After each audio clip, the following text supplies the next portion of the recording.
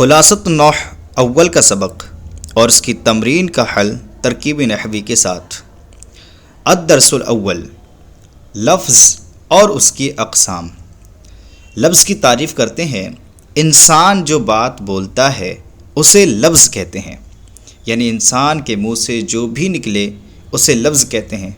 If, آہ، اوہ، کیا، تم، میں، یہ سارے کے سارے لفظ ہیں کیونکہ انسان بول رہا ہے۔ پھر جو لفظ بے معنی ہو اسے مہمل کہتے ہیں، یعنی اگر لفظ کا کوئی معنی نہیں ہے تو اسے مہمل کہتے ہیں، جیسے دیزن، کیونکہ دیز کا کوئی معنی نہیں ہوتا ہے۔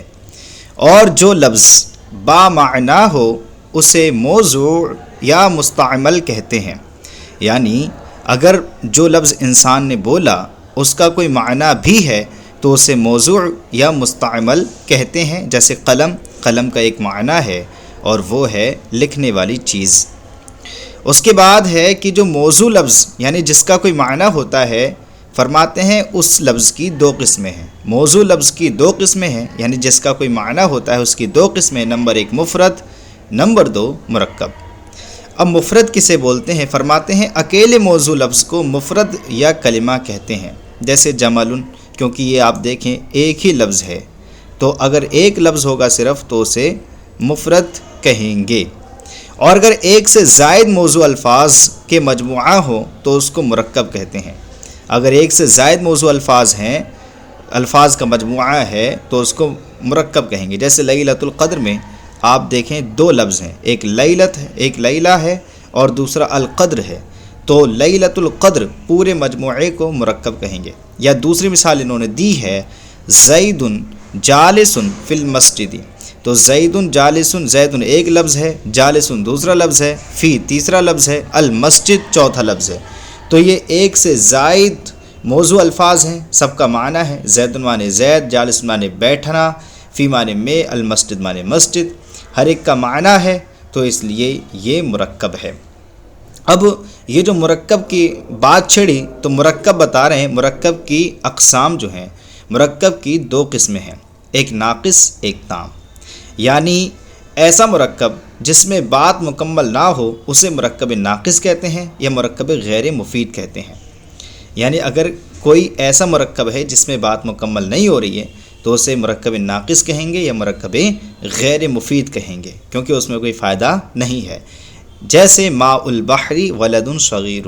تو اگر میں آپ سے کہوں ماء البحر سمندر کا پانی، تو اب آپ مجھ سے پوچھیں گے سمندر کا پانی میٹھا ہے، سمندر کا پانی کڑوا ہے، سمندر کا پانی زیادہ ہے، سمندر کا پانی کم ہے، کچھ سمجھ میں نہیں آ رہا ہے۔ ماء البحر تو یہ مرکب ناقص ہے۔ ولد صغیر چھوٹا لڑکا، تو چھوٹا لڑکا بیٹھا ہے یا چھوٹا لڑکا کھڑا ہے یا چھوٹا لڑکا جا رہا ہے یا چھوٹا لڑکا آ رہا ہے، کچھ بھی ایسا اس میں میسج نہیں ملا، ولد صغیر چھوٹا لڑکا بس، تو یہ بھی مرکب ناقص ہے۔ یعنی دو لفظ، دو موضوع لفظ تو ملے ہیں لیکن ان کا کوئی معنی نہیں سمجھ میں آ رہا ہے کہ کہنا کیا چاہ رہے ہیں، اس میں بات مکمل نہیں ہو رہی ہے، تو اس لیے مرکب ناقص ہے۔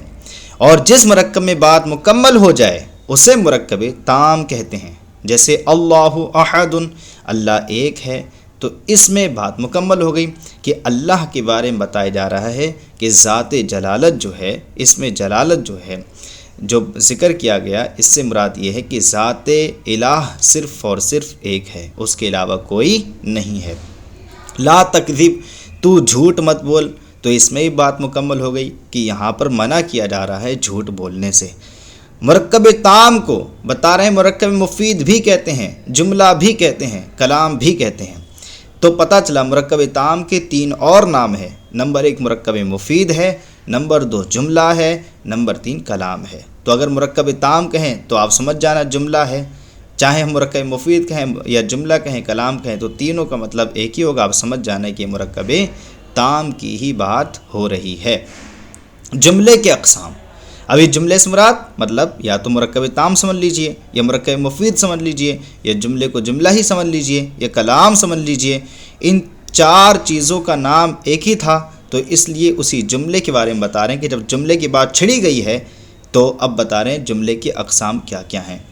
فرمایا جس جملے کا پہلا جز اسم ہو اسے جملہ اسمیہ کہتے ہیں، جیسے البستان جمیل، تو البستان جمیل میں آپ دیکھیں پہلا لفظ جو ہمارا ہے وہ اسم سے شروع ہو رہا ہے، پہلا جز جو ہمارا ہے وہ اسم سے شروع ہو رہا ہے، کیونکہ اگر آپ آگے اسم کی علامت پڑھیں گے تو اسم کی علامت میں سے ہے الف لام کا ہونا، اور الف لام یہاں پر بھی ذکر ہے، ایک نام ہے البستان، تو اس لیے یہ ہوا ہمارا اسم، اور جب جملہ اسم سے شروع ہوتا ہے تو اسے بولتے ہیں جملہ اسمیہ، تو یہ ہمارا جملہ اسمیہ ہے۔ اور جس جملے کا پہلا جز فعل ہو اسے جملہ فعلیہ کہتے ہیں، اگر پہلا جز ہمارا فعل آ رہا ہے جملے میں تو اسے جملہ فعلیہ کہیں گے، جیسے نصر رجل ہے، تو نصر رجل میں پہلا لفظ جو ہمارا آ رہا ہے وہ نصر آ رہا ہے، اور نصر ایک فعل ہے کیونکہ اس کا مطلب ہے اس نے مدد کی، اور زمانہ ماضی پایا جا رہا ہے، تو جس میں زمانہ ماضی پایا جائے وہ فعل ہوتا ہے، تو یہ جملہ فعلیہ ہے کیونکہ ہمارا پہلا جز فعل ہے۔ فرماتے ہیں اسی طرح جس جملے کو سچا یا جھوٹا کہا جا سکتا ہو اسے جملہ خبریہ کہتے ہیں۔ یہ جملے کی ایک جملہ اسمیہ اور فعلیہ ہونے کے اعتبار سے تقسیم تھی، اور دوسری جو تقسیم کر رہے ہیں یہ خبریہ اور انشائیہ یعنی جھوٹا یا سچا ہونے کے اعتبار سے تقسیم کر رہے ہیں۔ اگر کسی جملے میں کسی شخص کو جھوٹا یا سچا کہا جا سکتا ہو تو اسے جملہ خبریہ کہتے ہیں، جیسے انا کاتبن، کوئی آپ کے سامنے آ کر کہتا ہے میں لکھنے والا ہوں، تو اگر وہ لکھنے والا ہے واقعی میں تو وہ سچا ہے، اور اگر وہ لکھنے والا نہیں ہے، خالی ایسے ہی کہہ رہا ہے میں لکھنے والا ہوں، تو وہ اپنی بات میں جھوٹا ہے۔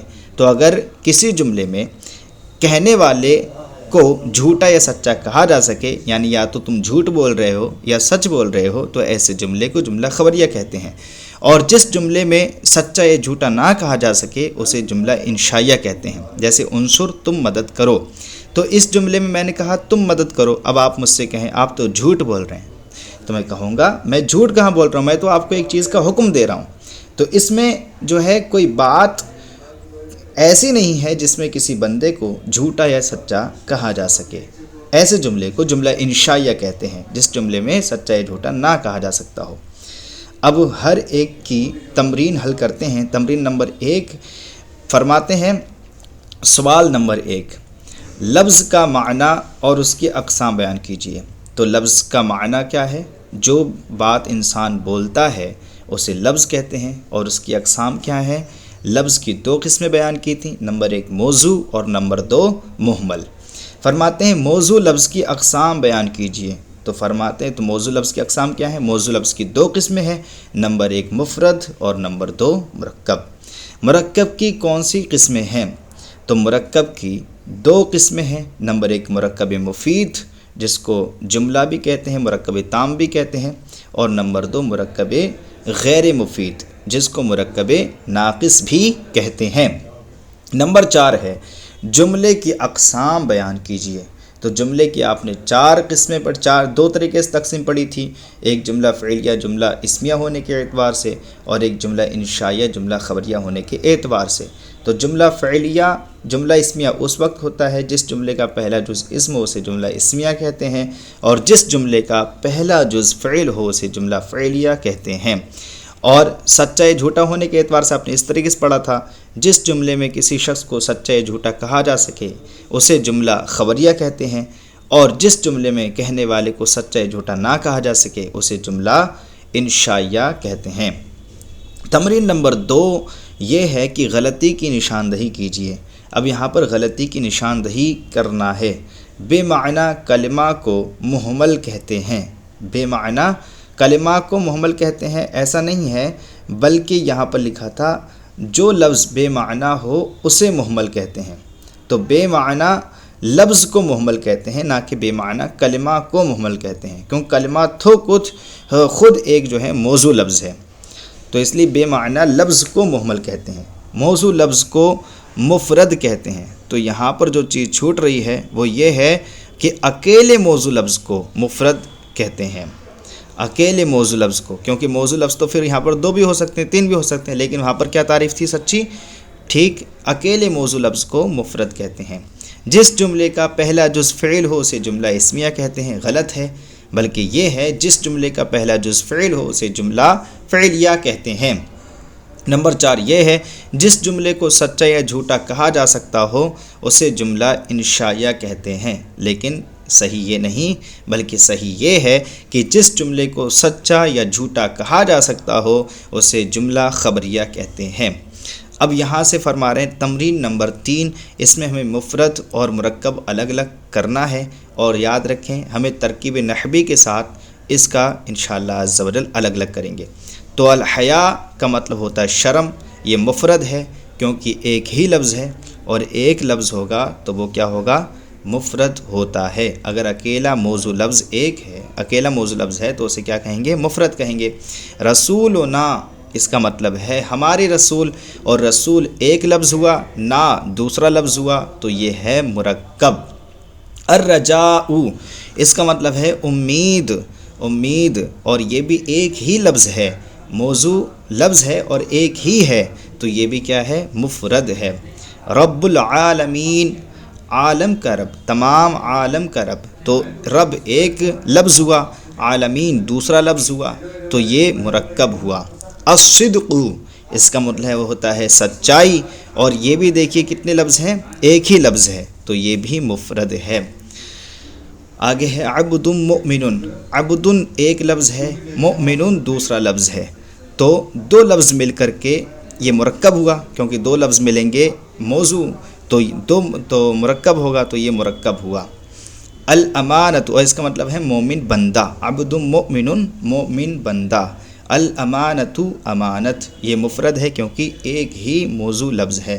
ناقۃ اللہ، ناقۃ اللہ یہ دو موضوع لفظ ملے، نمبر 1 ناقہ اور نمبر 2 اسم جلالت، تو دو ملے تو یہ ہوا مرکب، کیا ہوا؟ مرکب ہوا، اور یہ مرکب غیر مفید ہے، مرکب ناقص ہیں۔ اوپر یہ جتنے بھی ذکر کیے گئے تھے، رسولنا یہ بھی مرکب غیر مفید ہے، رب العالمین یہ بھی مرکب غیر مفید ہے، عبد مؤمن یہ بھی مرکب غیر مفید ہے، کیونکہ ان سے بات مکمل نہیں ہو رہی ہے، یعنی مرکب تو ہیں لیکن ایسا مرکب نہیں ہے جس سے بات مکمل ہو، اور جس سے بات مکمل نہیں ہوتی ہے اسے مرکب غیر مفید یا مرکب ناقص کہتے ہیں۔ الصوم جنتن، تو الصوم مطلب ہوتا ہے روزہ، اور جنتن مطلب ہوتا ہے ڈھال، روزہ ڈھال ہے، تو یہ نمبر 1 تو یہ ہے کہ یہ مفرد نہیں ہے بلکہ مرکب ہے، کیونکہ الصوم ایک موضوع لفظ ہے اور جنتن دوسرا موضوع لفظ ہے، اور یہ مرکب مفید ہے کیونکہ اس سے پوری بات سمجھ میں آ جا رہی ہے، روزہ ڈھال ہے۔ اس کی ترکیب یوں ہوگی الصوم مبتدا، جنتن خبر، مبتدا اپنی خبر سے مل کر جملہ اسمیہ خبریہ ہوا۔ الایمان یہ مفرد ہے کیونکہ ایک ہی موضوع لفظ ہے، اور ایمان کا مطلب ایمان ہوتا ہے۔ الصلاۃ نور المؤمنی، الصلاۃ نور المؤمنی جو ہے یہ مرکب ہے کیونکہ الصلاۃ ایک موضوع لفظ، نور دوسرا موضوع لفظ، اور المؤمن تیسرا موضوع لفظ، اور ایک سے زائد موضوع الفاظ کو مرکب کہتے ہیں۔ اور اس کی ترکیب یوں ہوگی الصلاۃ مبتدا، نور مضاف، المؤمنی مضاف الیہ، مضاف اپنے مضاف الیہ سے مل کر یہ ہوا خبر، مبتدا اپنی خبر سے مل کر جملہ اسمیہ خبریہ ہوا۔ اب یہ مرکب مفید ہے۔ ان اللہ علی کل شیء قدیر، یہ مرکب ہے کیونکہ آپ نے دیکھے بہت سارے موضوع الفاظ ایک ساتھ ذکر کیے گئے ہیں، انا اللہ علی کل شیء قدیر، یہ سب کے سب موضوع الفاظ ہیں، اور اس کا ترجمہ ہے بے شک اللہ ہر چیز پر قادر ہے۔ انا حرف مشبہ بالفعل، اللہ اسم جلالت اس کا اسم، علی حرف جر، کلی مضاف، شیء مضاف الیہ، مضاف مضاف الیہ سے مل کر مجرور، جار مجرور سے مل کر ظرف لگ مقدم ہوا، قدیر صفت مشبہ کے لیے، صفت مشبہ اس میں ہوا ضمیر پوشیدہ، اس کا فاعل جو کہ راجع ہے اللہ اسم جلالت کی طرف، صفت مشبہ اپنے فاعل اور ظرف لگ مقدم سے مل کر شبہ جملہ اسمیہ خبریہ ہو کر خبر ہوا اسم جلالت کے لیے، ان حرف مشبہ فعل اپنے اسم و خبر سے مل کر جملہ اسمیہ خبریہ ہوا۔ آگے دیا ہے مرکب ناقص اور مرکب تام الگ الگ کیجئے، تو ہمیں یہاں پر مرکب ناقص کو اور مرکب تام کو الگ الگ کرنا ہے، اور ترکیب نحوی بھی ہم کریں گے انشاءاللہ عز و جل۔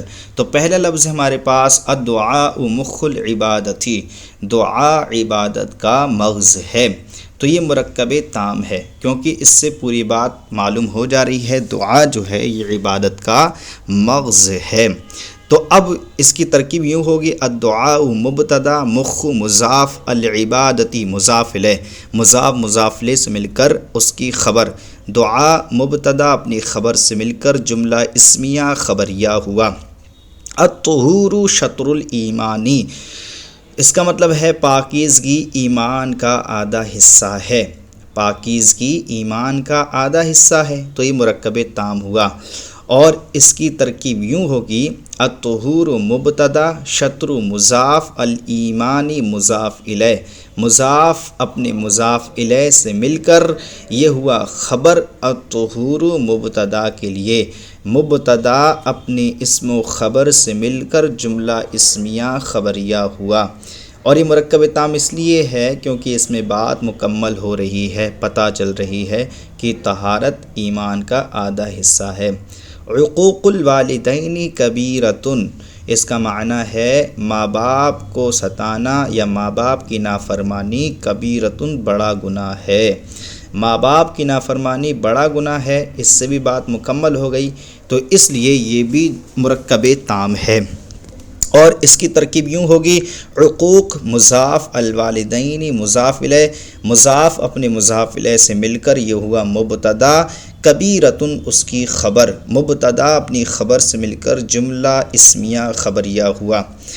الیمین الغموس، الیمین مطلب قسم، الغموس مطلب جھوٹی، جھوٹی قسم، یہ مرکب ناقص ہے کیونکہ اس میں بات مکمل نہیں ہو رہی ہے۔ آگے ہے المؤمن مرآۃ المؤمن، مومن مومن کا آئینہ ہے، مومن مطلب مومن، مرآت معنی آتا ہے آئینہ، مومن مومن کا آئینہ ہے، تو یہ مرکب تام ہے کیونکہ اس میں بات مکمل ہو رہی ہے، پتہ چل رہا ہے کہ مومن جو ہے مومن کا آئینہ ہے۔ اس کی ترکیب یوں کریں گے المؤمن مبتدا مرآت مضاف المؤمنی مضاف الیہ، مضاف اپنے مضاف الیہ سے مل کر یہ ہوا خبر، مبتدا اپنی خبر سے مل کر جملہ اسمیہ خبریہ ہوا۔ آگے ہے سید القوم خادمہم، قوم کا سردار ان کا خادم ہے، تو سید القوم خادمہم یہ جملہ مرکب تام ہے کیونکہ اس میں بات مکمل ہو رہی ہے، پتہ چل رہا ہے کہ قوم کا سردار کیا ہے، ان کا خادم ہے۔ تو سید مضاف، القوم مضاف الیہ، مضاف اپنے مضاف الیہ سے مل کر مبتدا ہوا، خادم مضاف، ہم ضمیر مضاف الیہ، مضاف اپنے مضاف الیہ سے مل کر سید القوم کی خبر، مبتدا اپنی خبر سے مل کر جملہ اسمیہ خبریہ ہوا۔ آگے ہے طلب العلم فریضۃ، علم کا طلب کرنا، علم کا حاصل کرنا فرض ہے، تو یہ جملہ مرکب تام ہے کیونکہ اس میں بات مکمل ہو رہی ہے کہ علم کا طلب کرنا جو ہے یہ فرض ہے۔ تو طلب العلم مضاف مضاف الیہ سے مل کر مبتدا، فریضۃ اس کی خبر، مبتدا اپنی خبر سے مل کر جملہ اسمیہ خبریہ ہوا۔ آگے ہے البرکۃ مع اکابرکم، برکت تمہارے بڑوں کے ساتھ ہے، البرکۃ مع اکابرکم، مع مطلب ساتھ، اکابر من بڑے، کم مطلب تمہارے، برکت تمہارے بڑوں کے ساتھ ہے، یہ مرکب تام ہے کیونکہ اس میں بات مکمل ہو رہی ہے۔ اس کی ترکیب یوں ہوگی البرکۃ مبتدا مع مضاف، اکابر مضاف الیہ مضاف، کم ضمیر مضاف الیہ، مضاف الیہ مضاف اپنے مضاف الیہ سے مل کر یہ مضاف الیہ ہوا مع کا، مع اپنے مضاف الیہ سے مل کر مفعول فی، ثابتۃ اسم فاعل کے لیے، ثابتۃ اسم فاعل، اسم ہیا کی ضمیر پوشیدہ اس کا فاعل، اسم فاعل اپنے فاعل اور مفعول فی سے مل کر شبہ جملہ اسمیہ خبریہ ہو کر البرکۃ کے لیے خبر، مبتدا اپنی خبر سے مل کر جملہ اسمیہ خبریہ ہوا۔